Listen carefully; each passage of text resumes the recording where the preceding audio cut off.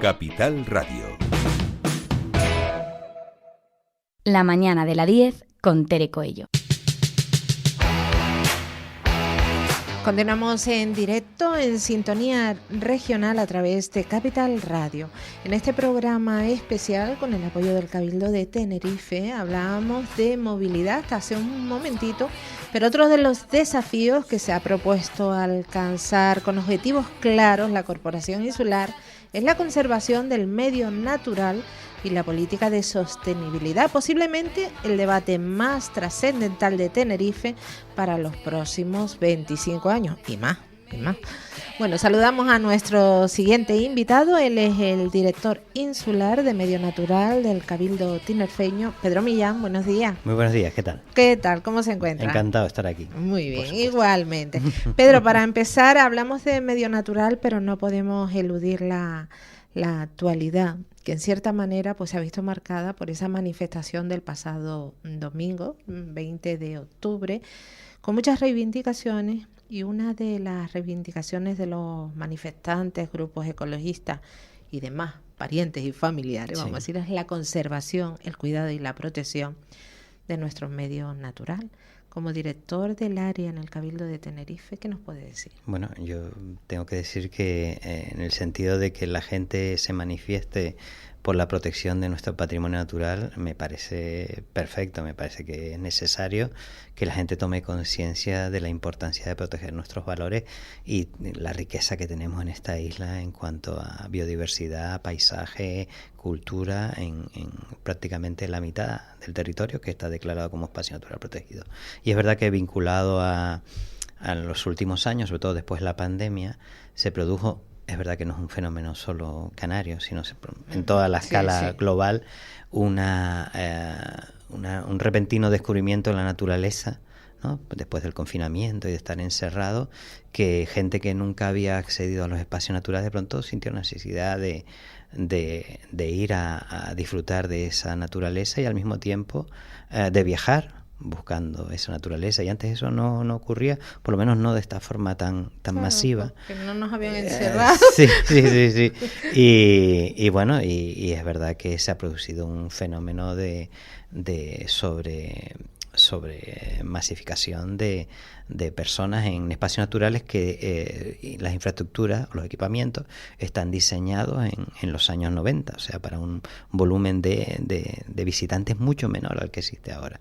Y son las imágenes esas de los atascos, de los coches mal aparcados, de algunos efectos indeseables, de vertidos, de daños al patrimonio, y eso genera también una alarma social porque la gente siente que le está afectando a su riqueza desde el punto de vista de colectivo y social, y reacciona en contra, ¿no? Y yo creo que esos son de las externalidades que genera el turismo, que genera muchas cosas positivas, pero que ha generado algún efecto negativo en cuanto también a la poca capacidad de la administración de adaptarse a ese boom espectacular que se ha producido en cuanto a la visita, y es algo que en lo que estamos trabajando. Ya hemos desarrollado acciones y estamos siguiendo, con esas acciones para regular y controlar que esa afluencia no genere ese daño que no queremos.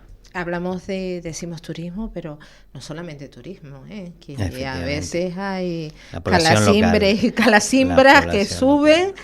Y se olvidan de que donde están es de todo. Tenemos botellones en espacios naturales que antes era realmente algo extraño, ¿no? Y ahora tenemos gente que aprovecha pues la lluvia estrella o las noches de luna llena, gente nuestra evidentemente, y que sube al Parque Nacional, por ejemplo, y hace eso y luego arroja esos residuos también por allí, ¿no? Y eso no puede ser, ¿no? No podemos permitirlo, y eso tenemos que luchar entre todos, porque esto no es solo una lucha que le corresponda a una sola administración, sino que es algo que engloba a toda la sociedad para que este tipo de comportamientos se reduzcan al máximo. Los malos usos de las áreas recreativas, ¿vale? Todas esas afecciones que generan también importantes impactos en la fauna, pues tenemos que evitarlo, y eso también no se consigue solo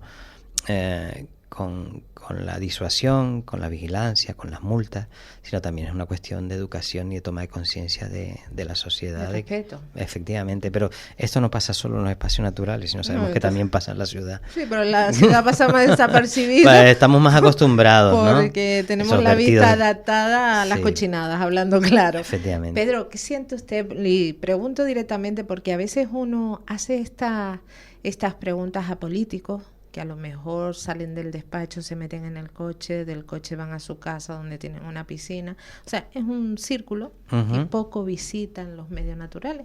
Pero yo sé que usted es un amante de la naturaleza, puede conocer a lo mejor el Parque Natural del Teide como la palma de su mano, de mucho patearlo, mucho subirlo, mucho caminarlo. ¿Qué siente cuando ve estos desastres o esta gente, turistas y no turistas? Porque ya lo hablamos, con ese desprecio absoluto hacia nuestra vegetación, hacia nuestra fauna. Claro. Yo es que he vivido la evolución porque ya tengo unos años, estoy haciendo mayor. Todos tenemos años, porque lo contrario es estar en otro plano. Aparentemente tú lo llevas mejor que yo.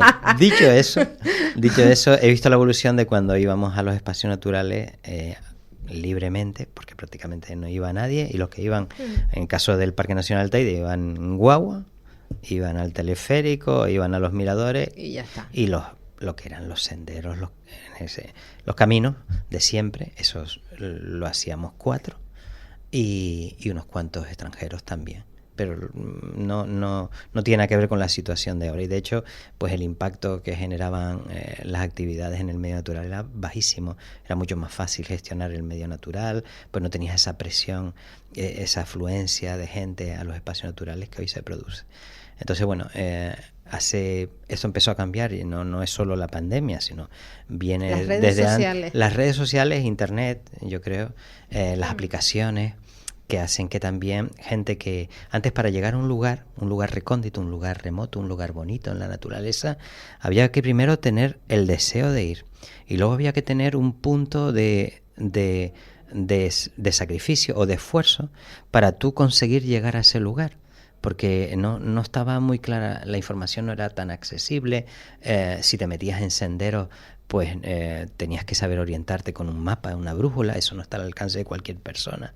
Entonces hoy cualquiera con una aplicación en el móvil, con Google Maps, puede llegar a cualquier punto prácticamente de la isla.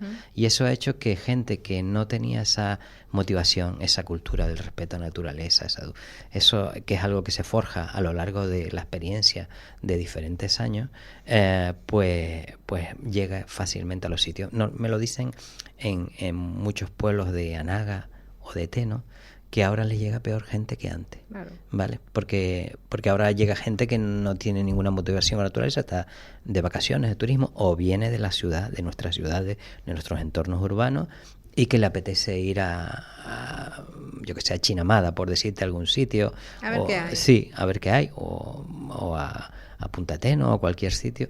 Y eso antes no ocurría. Entonces, claro, estamos en una situación completamente nueva a la que tenemos que buscar soluciones nuevas. No vale con lo que hemos venido haciendo en el pasado, y eso implica también algunos sacrificios. No puedes llegar en coche a todos lados, que tengas que empezamos a restringir el uso del vehículo privado, como se hizo en Punta de Teno con acierto hace algunos años. Pues ese es el camino que van a seguir otros territorios de los espacios naturales, y en eso estamos trabajando, y necesitamos también la comprensión de la sociedad, de que no podemos seguir como hemos venido trabajando o funcionando a lo largo de estos años, y es inevitable, ¿no?, la adaptación. Y luego la cuestión también, cuando tenemos que hablar del turismo, yo cuando la gente me dice, no, porque las campañas del Cabildo, olvídense, las campañas del Cabildo, del Gobierno de Canarias, la gente ya viaja por lo que recibe en el Instagram o por el Facebook o el TikTok o lo que sea. Eso es lo que motiva a la gente a ir a un sitio, se ponen de moda, se masifican, y eso lo hemos vivido ya prácticamente. La gente, las campañas de turismo pues son para escapar, pero realmente la información, la gente llega a Benijo por las fotos de los atardeceres que miles, decenas de miles, centenares de miles de personas han venido publicando, y todo eso hace que la gente quiera repetir esas experiencias. Uh-huh. Pedro, ¿y qué pasa con todas estas personas que cometen infracciones, que le dan una patada a un ecosistema que esté, no sé, piedras amontonadas, pero piedras amontonadas con una lógica para lo que vive ahí, esas zonas protegidas, estoy haciendo referencia, la fauna, el pintarrajear en lugares... Grafiteros. Sí, que de verdad que no entiendo muy bien. Eso tiene que ver con lo que hablábamos antes, de gente que llega a los espacios naturales que no lo merece. Podemos decir de otra, más suavemente, pero es así, que llega con mucha facilidad y con el mínimo esfuerzo y la mínima educación. Entonces produce ese tipo de comportamiento. Y luego también hemos venido funcionando mal estos años anteriores. Y bueno, con los extranjeros era algo especialmente sangrante porque no se les... ni se les llegaba a notificar la sanción. ¿Se les permitía todo? Vamos a ver, se les llegaba a sancionar incluso, pero no se les remitía ni se les cobraba. Y eso es un agravio comparativo porque a los locales y a los españoles sí se les cobraba. Pero se está multando, porque yo lo que pregunto es, yo he ido y decir... Y antes también se les multaba, o sea, los agentes de medio ambiente emitían... se emitían sanciones y no eran pocas, estamos hablando a lo mejor 600 al año. Y claro, esas sanciones no se llegaban a notificar, con lo cual ni siquiera esa persona era consciente de haber cometido algo ilegal, ¿no? Algo que merecía esa sanción. Y eso cambió radicalmente, afortunadamente, a principios de este año. Ya empezamos a notificarles las sanciones a los extranjeros y además a cobrarlas. Porque también era una cuestión, esas cosas que se generan a lo largo del tiempo, no se pueden cobrar las multas a los extranjeros por lo que hagan en el espacio natural. Y eso en todos los cabildos, pues de hecho otros cabildos han contactado con nosotros, con el Cabildo de Tenerife, y nos preguntan cómo están cobrando ustedes las sanciones y nosotros nunca las hemos cobrado. Y mira, lo primero es informar a ese ciudadano europeo o de donde sea de que lo ha hecho mal. Y entonces que tiene que pagar una sanción. Y luego, como ocurre que si lo pagas en los primeros 15 días, bueno, como cualquier sanción tiene un descuento, el 80% de la gente lo está pagando. Realmente, de las que notificamos correctamente, que llegan al ciudadano, que las recibe en el domicilio real, el 90% se cobran. Porque en Alemania se pagan las multas, en Inglaterra se pagan las multas, en Holanda se pagan las multas, en Francia, en Italia... Ahí ya podríamos pero bueno, también hay muchos italianos que la están pagando. Donde podríamos tener problemas pues con los rusos, con los ciudadanos que no son de la Unión Europea. Pero sí, por ejemplo, he visto multas a ciudadanos norteamericanos. Imagínate, no hay ningún tipo de convenio que obligue a un americano, pero los americanos pagan sus sanciones. Entonces, bueno, pues eso, lo primero es poner a todo el mundo a trabajar en la misma dirección, que es verdad que agentes de medio ambiente tenemos menos de los que deberíamos, pero bueno, como policías en Santa Cruz también hay menos lo que diría, o en otra, ¿sabes? Porque hay falta de funcionarios en muchos departamentos, pero como estamos en el proceso de sacar esas oposiciones, donde se van a incorporar un número importante de agentes, pero mientras eso llega, hemos establecido un nivel de colaboración muy estrecho con Guardia Civil, con Policía Canaria y las policías locales de los municipios más afectados por este sobreabundamiento de turistas, como puede ser La Laguna, Santa Cruz, he dicho turista, pero también población local, La Orotava, evidentemente, y estamos trabajando conjuntamente para afrontar el mismo problema, porque antes también como que cada administración hacía la guerra por su cuenta. Y al final, pues la casa sin barrer. Claro, que eso también trae desinformación, porque si yo voy a un municipio donde hago algo mal, que ya me han advertido en otro lugar que no se debe hacer, pero allí no me dicen nada, pues al tercero que vaya lo volveré a hacer mal, ¿no? Porque aquí cada uno mira. También tengo que decir que la inmensa mayoría de la gente tiene un comportamiento extremadamente respetuoso con el medio natural, tanto de los que nos visitan como de los nuestros. Quizá el porcentaje sea superior en los que nos visitan, el respeto al medio ambiente, porque vienen de culturas de respeto al patrimonio natural, de sociedades donde eso se valora, y algunas veces tenemos más problemas con nuestra gente local. De hecho, ya estamos haciendo estadísticas de las infracciones. Ya sabemos qué tipo de infracciones comete el extranjero. ¿Cuál, por ejemplo, comete el extranjero? Fundamentalmente los malos aparcamientos. Los aparcamientos indebidos en el Parque Nacional del Teide se llevan la palma. Esa es la sanción número 1. Aparcan encima en las zonas no habilitadas para sí, encima de las retamas, invadiendo en la zona de Montaña Blanca, y también por no solicitar autorización para acceder a determinados espacios naturales como es el Pijaral, donde también en un sitio donde, pues es un sitio que tiene un número tope de personas que pueden visitarlo al día mediante una autorización que pide el área de medio natural, y la gente iba libremente. Y claro, desde que hemos empezado a hacer controles de forma regular, estamos pillando a un montón de gente, además a pesar de que hay carteles que especifican. Eso le iba a preguntar, si existe cartelería o medios que avisen por dónde se puede ir. No, y también hacemos observación de la gente que lee los carteles y cuántos se dan la vuelta y cuántos siguen adelante, ¿no? El 10% se da la vuelta, aproximadamente. ¿Solo el 10%? De los muestreos que hemos hecho, ¿vale? La gente... Por lo general, o sea, un 90% le da igual lo que ponga el cartel. Sí. Y aquí estamos hablando de que tenemos aquí tanta gente nuestra como gente de fuera.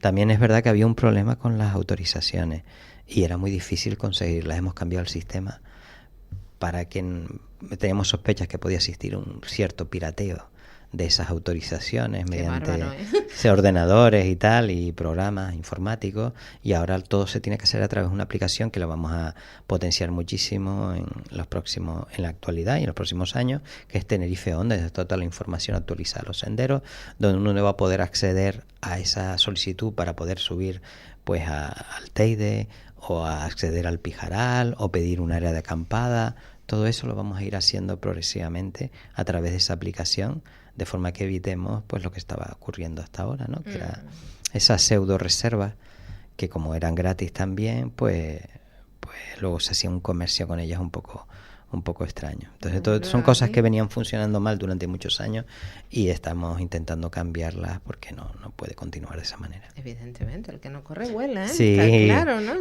Y los extranjeros hacen ese tipo de sanciones, como te digo, que son muchas, pero son leves, o sea, no generan un impacto en el medio de forma importante. En cambio, las más graves, las que tienen que ver los de aquí. Son los de aquí, que tienen que ver con los vertidos de residuos, de escombros, con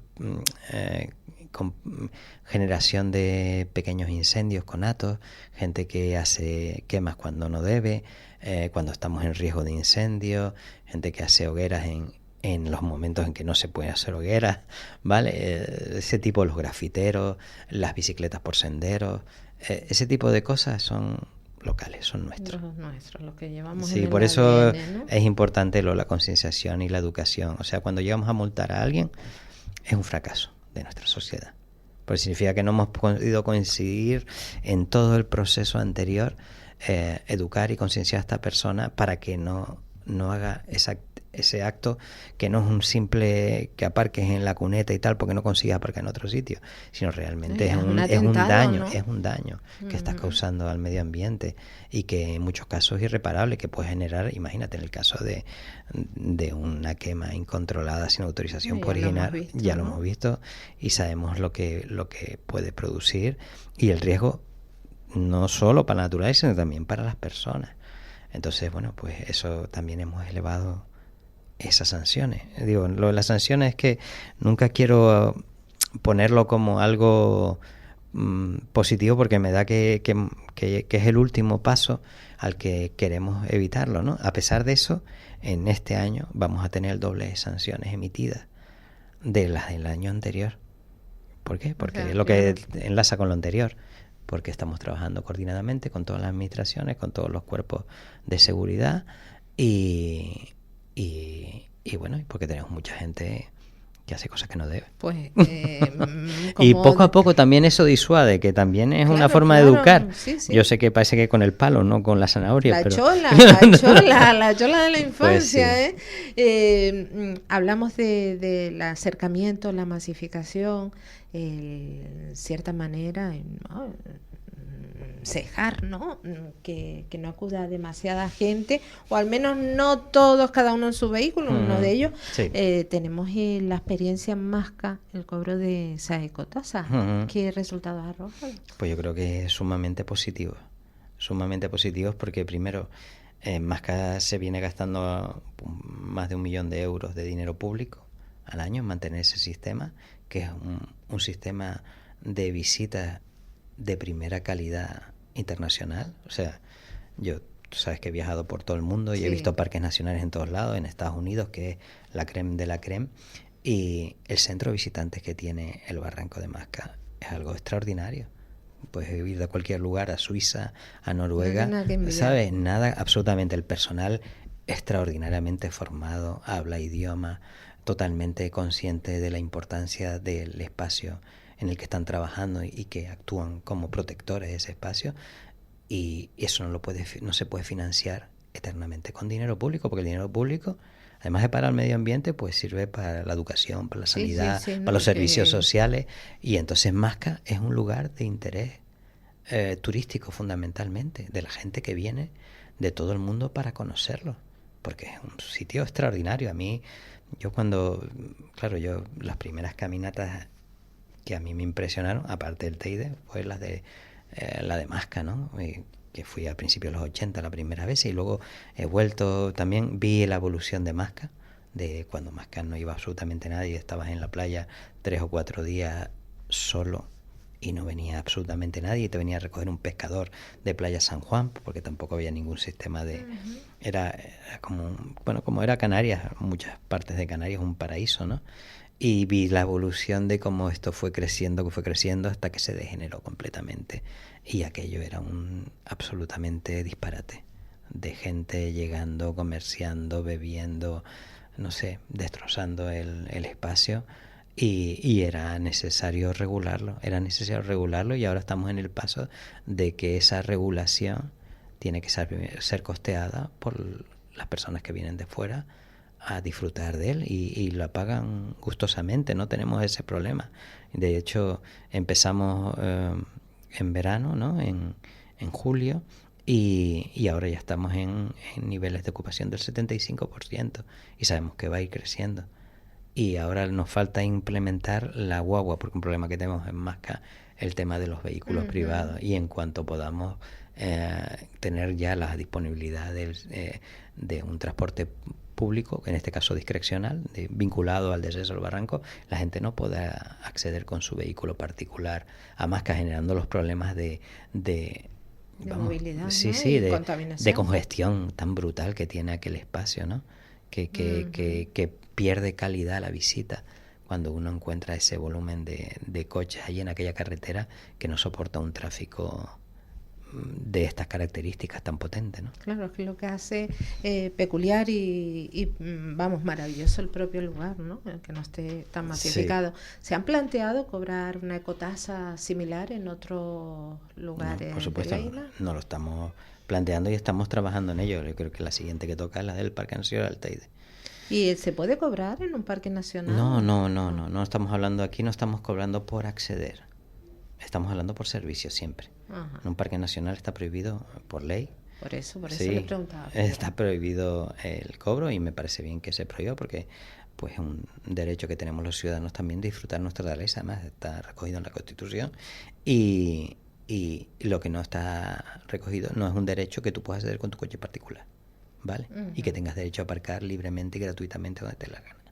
Ni nosotros ni ninguna persona que nos visite. Ajá. Y eso es lo que vamos a intentar regular y controlar, y también con un tope de vehículos que tiene que ir dimensionado en función de la cantidad de aparcamientos que haya y del efecto que genera sobre el espacio natural. Y eso incluye también a las guaguas turísticas, que también tendrán que abonarlo, ¿vale? Ese es un cambio que se ha visto también, ha sido significativo. Cómo han desaparecido las caravanas de guaguas turísticas para dar paso a los coches de alquiler. Bueno, también un efecto post-pandemia. Hemos medido eso, y bueno, antes prácticamente el 60% de la gente subía en guagua al Teide, y ahora estamos en un 60% en vehículos de alquiler, vehículos particulares y un 40% se ha invertido. Entonces sigue subiendo mucha gente en guagua porque también se ha incrementado en valores absolutos el número de personas que visitan el TIDS también se está disparatado, ¿no? Incluso ya en horarios que ya no son los habituales. Ya estamos hablando, se ha popularizado el Tide by Night, el sunset, ¿no? El ir a ver el atardecer, y tomar una copa allí, ver las estrellas y hacer visitas guiadas digamos del cielo. Del cielo, pero esto ¿no? ya de empresas por su cuenta. Sí, estas son empresas, pirata, bueno, también, ¿no? son empresas legales en ese sentido. También. Sí, además hay una serie de guías que son los guías Starlight. Exacto, ¿vale? sí, eso que sí son lo los había que, escuchado. sí, vale. Lo que pasa es que algunas veces se produce una sobresaturación también de los aparcamientos y la cantidad de gente que hay en horas nocturnas en el Teide. Es algo que yo es que además, como te digo, yo en el Teide estoy mucho. Sí, lo sé, que casi no sé si vivir arriba, te va una retamo. Bueno, llevo toda la vida, sí. no sé, llevo como, pues eso, casi 40 años subiendo al Teide, y de forma regular, pues los últimos 25 años más o menos, de media subo unas 60 veces al año, ¿no? Una vez por semana, algunas veces subo 2, 3, ahora desde que estoy aquí en política subo menos, pero bueno, este verano por ejemplo he hilado muchos días porque he tenido el clima, el tiempo nos ha sido benigno en cuanto a las condiciones pues vinculadas a la probabilidad de incendio, entonces he podido subir más al Teide y he visto esos problemas y esa congestión que se produce. Pues Pedro, llegamos al final, pero nos queda un montón de temas que hablar sobre el medio natural. Para otro día. Para otro día, ya pueden ir agendando. Pedro Millán, director del Medio Natural, director insular Medio Natural en el Cabildo de Tenerife. Mil gracias por estar aquí con nosotros. Un placer y hasta la vista. Hasta pronto. La mañana de la 10 con Tere Coello. Para personas inquietas, Capital Radio.